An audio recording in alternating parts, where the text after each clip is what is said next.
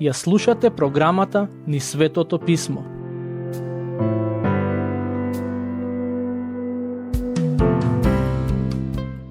Драги слушатели, денес ќе продолжиме со читање и проучување на првата глава од посланието на Јаков. Во неа тој пишува за начините на кои Бог ја проверува и испитува нашата вера. Всушност, во првите 3 глави од ова послание читаме за неколку начини на кои нашата вера се проверува дали е вистинска и искрена. Првиот тест за верата се неволите и искушенијата. За нив размислувавме во претходната епизода и денес ќе завршиме со обработка на овој дел од посланието. Во него, Јаков вели дека човекот кој се сомнева е непостојан во сите своји патишта. Непостојани се оние кои бараат нешто од Бог, а не веруваат дека Бог може да им го даде тоа. Патем, таа негова изјава е слична на мудростите кои ги наоѓаме во книгата Изреки од Стариот Завет. Некои теолози дури и го споредуваат ова послание со книгата Изреки, бидејќи двете се доста практични кога станува збор за секојдневните околности и ситуации. Во овој дел од посланието, Јаков пишува за нешта кои не се лесни да се прифатат. Тој како да сака да каже дека секој кој сака да созрее во верата, мора да мине низ одредени искушенија и неволји. Верувам дека на сите нас ни се допаѓа идејата за созревање, но не ни се допаѓа начинот на кој се доаѓа до тоа. А Божјата волја е христијаните да бидат зрели и затоа во неговата семудрост тој дозволува околности кои ќе се добра прилика да созрееме. Дали тие околности ќе служат за наш раст или не, тоа зависи од нас, односно дали и колку ќе се потпреме на Бог. Иако некои од нас се во искушение така да мислат, сепак неволите и искушенијата не се доказ дека Бог не сака. Дури во некои делови од Новиот Завет се вели дека Бог ги воспитува и дисциплинира оние кои ги сака. Ако имате неволји, тоа е добар знак, но и тест за вашата вера. Но, што треба да знаеме кога се соочуваме со неволите? Дозволете ми повторно да го прочитам стих 3. Знаејќи дека испитувањето на вашата вера создава трпение. Знаејќи дека испитувањето на вашата вера. Јаков ни дава до знаење дека Бог ја испитува и ќе ја испитува нашата вера. Која е целта зад тие проверки и испити? Бог во нас сака да создаде трпение. Дали тоа е единствената цел зад испитувањето на верата? Се разбира дека не, но едно од нештата кои Бог сака да ги постигне е да ни помогне да растеме во трпението. Значи, неволите не само што се доказ дека Бог не сака, туку исто така имаат за цел да ни помогнат да растеме и созрееме. Патем, многу христијански учители низ годините пишувале за оваа тема. Познатиот Вилијам Пен, од чие име потекнува името Пенсилванија, има напишано: без болка нема благослов, без трн нема трон, без страдање нема слава, без крст нема круна. Некој анонимен автор ги напишал следните зборови: ако се во животот беше лесно, немаше да ја спознаеме убавината на крстот, но кога се соочуваме со тешки околности, Бог ни дава можност да сватиме како тој може да се пројави во нашите животи. Некој друг има напишано: ако ми е дадено бреме, Христос ќе го носи за мене. Понекогаш мора да бидеме на дното за да погледнеме нагоре. Сами по себе ние сме слаби, дури и тогаш кога сме силни, но во Христос ние сме силни дури и кога сме слаби. Не е важно колку долго живееме, туку како живееме. Кога минуваат низ неволји, многумина се прашуваат: зошто баш мене ми се случува ова? Пред неколку години добив писмо од еден слушател кој ми го напиша следново: имам сопруга која во последните 20 години е парализирана, а во последните 10 години има и Паркинсонова болест. Не можам да ја оставам во болница за некој друг да се грижи за неа. Како може Бог, за кого во Библијата се вели дека не сака, да дозволи жена ми да страда на таков начин? Јас знам дека таа го сака Господ. Овој човек имаше искрени сомнежи и не верувам дека кажа некаква хула против Бога. Тој само сакаше да знае како да ја помири вистината за Божјата љубов со реалноста од неговиот живот. Јас не можев да му дадам одговор и верувам дека никој не може да му даде задоволителен одговор. Само му напишав дека Бог може и сака преку целата таа ситуација да действува во неговото и срцето на неговата сопруга. Ке продолжиме со читање на текстот. Во претходната епизода стигнавме до стих 11, така што сега ќе го прочитаме стих 12. Блажен е човекот кој поднесува искушение, зашто кога ќе биде испитан, ќе прими венец на живот, што Бог им го ветил на оние кои го љубат. Блажен е човекот кој поднесува искушение. Зборот преведен како искушение е сосема истиот збор кој се користи во стих 3, каде се зборува за испитувањето на верата. Патем, верувам дека треба барем накратко да го објаснам зборот искушение. Во писмото овој збор има две значења. Прво, обид да се стави одредена личност во околности кога ќе одлучи да направи грев, и второ, ситуација во која нечија вера е ставена на тест. Бог никогаш не се обидува да ги натера луѓето да направат грев, така што во овој стих зборот искушение се однесува на ситуација во која нечија вера е ставена на тест или испит. Верувам забележавте како во стихот Јаков вели дека оние кои се испитани и ќе го поминат испитот на верата, ќе добијат венец на животот што Бог им го ветил на сите кои го сакаат. Се до овој момент читавме и размислувавме за тоа како при проверката на нашата вера Бог сака да создаде трпение во нас, односно сака духовно да пораснеме и созрееме. Значи, неволите и искушенијата имаат за цел во сегашноста да направат нешто во нас. Но, во стих 12, Јаков вели дека таквите околности со себе носат и одредено ветување за иднината. Секој кој ќе ги мине тие искушенија со вера, ќе добие венец на животот. Така што, кога верниците минуваат низ страдања и искушенија, треба да го имаат на ум ова ветување и истото во нив да поттикне надеж. Кога неверниците минуваат низ неволји, тие најчесто стануваат песимистични и безнадежни луѓе. Сетете се на писмото кое предмалку ви го прочитав, од човекот чија сопруга 20 години наназад е неподвижна. Ако добро разбрав, неговата сопруга верува, но тој не верува во Господ. И воопшто не го обвинувам за тоа што безнадежно гледа на целата ситуација, бидејќи тој во себе немаше небесна перспектива на тоа што му се случува. Кога луѓето имаат проблеми, но немаат вера во Бог, наместо надеж, во себе ќе развијат песимизам, цинизам и безнадежност. Денес има многумина кои се исполнети со огорченост. Самоубиствата помеѓу тинејџерите стануваат се почести. Многу млади луѓе се изолираат и живеат повлечено, без да имаат каква било цел во животот. Еден социолог има напишано: во време на големата депресија, луѓето во Америка имаа волја за живот и затоа бројот на самоубиства беше релативно мал. Денес на младите им се дадени многу нешта, а сепак голем дел од нив се чини дека немаат волја за живот.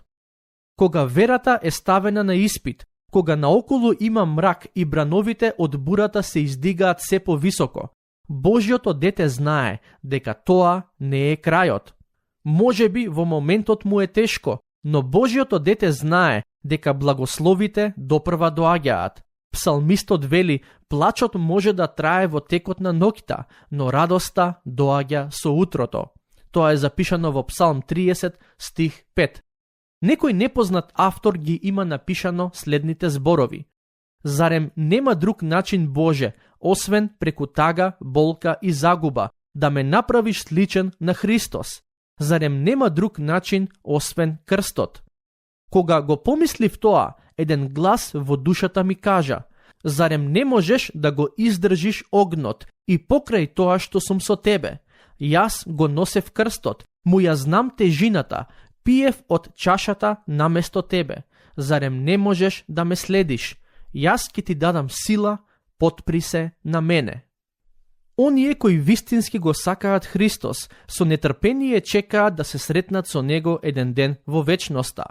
А ветувањето кое Бог преку Јаков го дава во стих 12 е дека тие луѓе еден ден ќе примат венец на животот.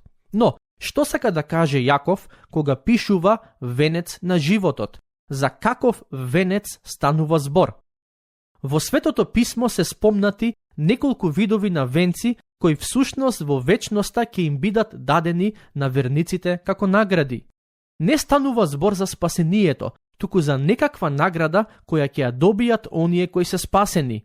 Според зборовите на Јаков, венец на животот ќе добијат сите оние кои ќе издржат во искушенијата, односно ќе го поминат испитувањето на верата додека се тука на земјата. Ситуациите во кои нашата вера е ставена на испит или ќе не приближат до Господ или ќе не оддалечат од Него. Познавам луѓе кои не биле внимателни кога нивната вера била ставена на испит и затоа во нивните срца има огорченост кон Господ. Но познавам и такви кои при искушенијата понизно и послушно се држеа блиску до Бог и излегоа од тие искушенија посилни и позрели. Така што во одредена смисла од нас зависи каков ефект ќе имаат тие животни околности врз нас. Што се однесува до венецот на животот и како тој венец ќе изгледа, јас на вистина не би можел да ви кажам. Не би сакал да шпекулирам, бидејќи ниту сум видел таков венец, ниту пак во писмото ни се дадени повеќе информации за тие венци. Знам дека некои христијански писатели имаат пишувано на оваа тема, но искрено ќе ви кажам дека речиси се што стои запишано во нивните книги е чиста предпоставка. Но јас лично верувам дека како што за духовно изгубените ќе има различни нивоа на казни во вечноста, на сличен начин и за спасените ќе има различни нивоа на награди во вечноста. Например, јас не ни помислувам дека ќе добијам исти награди како оние на апостолот Павле, Мартин Лутер или Џон Весли. Сигурен сум дека влијанието на тие луѓе за царството е многу поголемо од моето и дека согласно тоа што го вложиле ќе бидат и наградени. Ако сте ја читале книгата Откровение, знаете дека во неа пишува како Господ Исус им ветува на една група верници, дека секој кој живее во победа над злото ќе добие бел камен на кој е напишано одредено име. Тоа може да се протолкува како ветување дека секој ќе добие ново име. Во вечноста не само што ќе ни се даде нова природа, но можеби ќе добиеме и ново име. Име кое Христос ќе ни го даде. Патем, кога станува збор за наградите кои верниците ќе ги добијат во вечноста, сакам да нагласам дека нашиот мотив зад живеењето свет живот и мотивот зад посветената служба за Господ не треба да бидат наградите. Јас не му служам на Господ со цел еден ден да добијам што повеќе награди, туку со цел да и бидам за благослов на црквата, но и да досегнам што поголем број на неверни луѓе со Евангелието. Искрено ќе ви кажам дека за мене една од најголемите награди е кога ќе слушнам дека некој поверувал во Господ Исус како резултат на оваа аудио програма, или кога некој верник ќе ми каже дека е охрабрен и пораснал во верата поради тоа што ги слуша овие поуки. За мене, таквите сведоштва се голем благослов и награда која што Бог ми ја дава уште од оваа страна на вечноста и навистина сум благодарен на Него за тоа. Кога станува збор за наградите кои еден ден ќе ги добиеме, сакам само да кажам дека според мене станува збор за награди добиени врз основа на одредени така наречени заслуги. Како што многу пати претходно имам кажано, спасението не може да се заслужи на ниту еден начин, Но верувам дека наградите ќе бидат дадени врз основа на тоа колку луѓето се труделе и служеле на Господ и другите додека биле тука на земјата. Например, јас лично не верувам дека криминалецот кој беше распнат на крстот до Господ Исус ќе добие многу награди. Господ Исус му вети дека уште истиот ден ќе биде во царството, но тој се спаси неколку моменти пред да замине од светот. Од друга страна, верувам дека апостолот Павле ќе добие многу награди, бидејќи откако се сретна со Господ Исус, својот живот го посвети во служба на Евангелието. Верувам ќе се сетите на еден од претходните стихови од оваа глава, каде Јаков ги советува богатите верници да се фалат со својата понизност, бидејќи нивното богатство е како трева и како цвет, и еден ден ќе го снема. Значи, земното богатство има одредена вредност, но тоа може лесно да се изгуби и секако еден ден човекот ќе треба да се одвои од него. Од друга страна, оние кои остануваат верни на Господ до крајот, еден ден ќе добијат награда која е многу повредна од било кое земно богатство. Дури би рекол дека најдобриот начин на кој богатите христијани можат да го ползуваат земното богатство е ако го користат за Божја слава, за благослов на црквата и за помош на оние кои се во потреба. Мислам дека е време да продолжиме со читање на посланието. Всушност, во денешната епизода ќе го прочитаме уште стих 13 и со тоа ќе го завршиме проучувањето. Се до овој момент, Јаков пишува дека преку испитувањата на верата, Бог може и сака во нас да произведе духовен раст и зрелост, а и еден ден ќе ја награди нашата издржливост. Но, во следниот стих дава важно предупредување во однос на самите искушенија и ставот на нашето срце. Таму се вели: ниеден кој е искушуван да не рече Бог ме искушува, зашто Бог не се искушува од злото и самиот никого не искушува. Ова е многу важно да го имаме на ум кога нашата вера е ставена на испит. Запомнете го ова: Бог ги дозволува искушенијата и неволите во нашите животи, но не го прави тоа за да не стави во ситуација да направиме грев, туку да ја испита нашата вера и да ја зацврсти. Сатаната е оној кој сака да направиме грев и кога ќе се најдеме во неволја и тешкотија, тој секогаш ќе ни нуди некое решение кое вклучува одреден грев.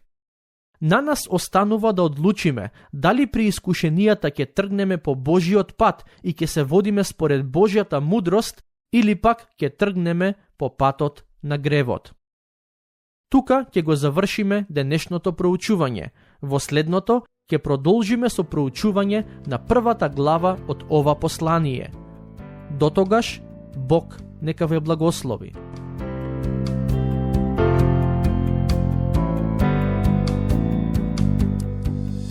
Слушнавте епизода од програмата Низ Светото Писмо. Можете да не слушате и преку мобилна апликација на нашиот YouTube канал и на подкаст платформите како што се Apple и Spotify. Ако ви се допаѓаат нашите епизоди, споделете ги и препорачајте ги на вашите пријатели. Бидете слободни да ни оставите свој коментар или да ни пишете на нашата имейл адреса nizsvetotopисmo@gmail.com. Следете ги нашите страни Низ Светото Писмо на Facebook и Instagram. Епизодите од оваа серија можете да ги најдете и на нашата веб страна ttb.twr.org.